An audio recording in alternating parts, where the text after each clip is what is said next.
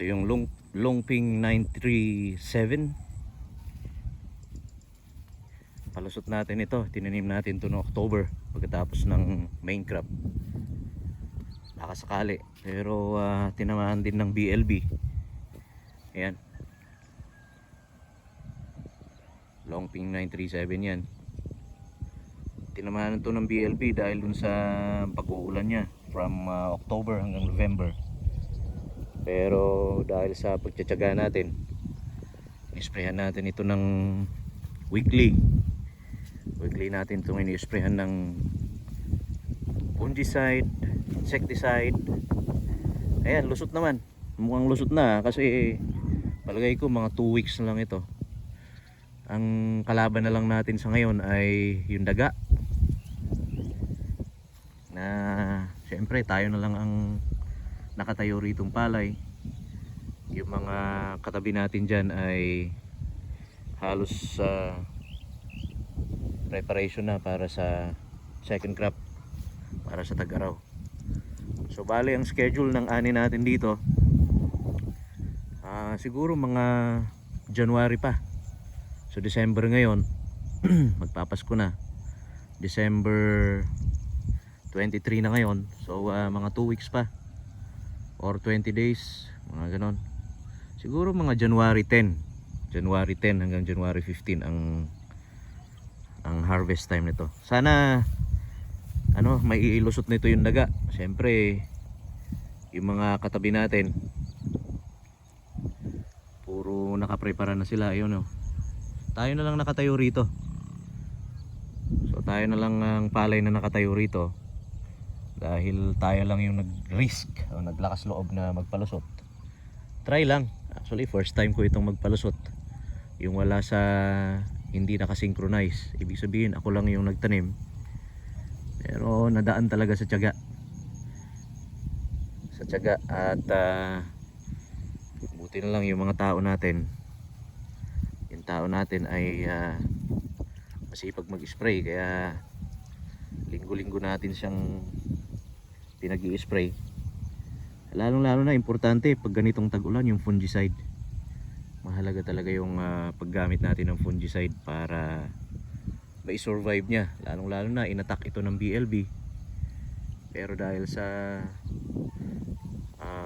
series ng mga spray natin ng fungicide at syempre insecticide na rin, kasi inatake rin ito ng black bug, lalo na yung mga October, November, ang daming black bug. So yun yung umatake rito. Nailusot naman. Then after black bug, yung BLB naman kumalat dito sa atin. So nanilaw lahat ito, yung kapalayan natin. Akala ko nga hindi magsusurvive ito, pero nagtry tayo mag-spray ng copper based fungicide, bactericide, kasi yun yung nakita nating solusyon sa ganong sakit.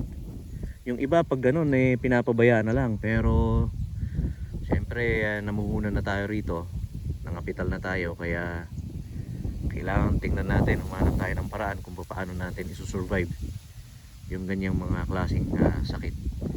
So yan, sana umabot pa ito, umabot at least nag-recover siya, gumanda naman na. Yan so Longping 937 ito. Nag-try lang tayo na magtanim kasi maagang umani nung nung main crop umani kami August. So naisip ko sayang naman kung hindi natin na itatry na magtanim dahil yung period ay maluwang pa naman, so aabot. So yan, meron ako ditong binakante na sa mga pagkapasko pwede nang punlaan ito. So nagbakante ako ng pagpupunlaan ko for the next cropping para hindi ako masyado mahuli. Ayan, so hinayaan ko talagang hindi tamnan to. Naka-prepare na ito for the next punlaan. Yung pupunlaan na ito, sasabugan na ito pagka Pasko, siguro mga after Christmas, pupunlaan natin ito. Ayun. So naka-prepare yan para pamunlaan natin. Yan. Yan. So ako lang yung nakatayong palay dito. Lahat ng mga kapitbahay natin dito ay ongoing yung kanilang preparation. Yung iba nakatanim na nga. Nakatanim na sa kanilang mga palayan. Yung iba ongoing yung preparation. Bali tayo na naman yung mahuhuli. Actually yun yung risk uli natin dito. Sana siguro dahil tinamaan ito ng sakit, hindi na tayo maaasa ng yung malakas na ani. Pero at least sa itsura nito, pwede na. Makaka-area tayo dito at babawin lang siguro tayo sa presyo. Sana mataas yung presyo pagkaani natin ito. Okay mga kosa, sa susunod uli. Maraming salamat.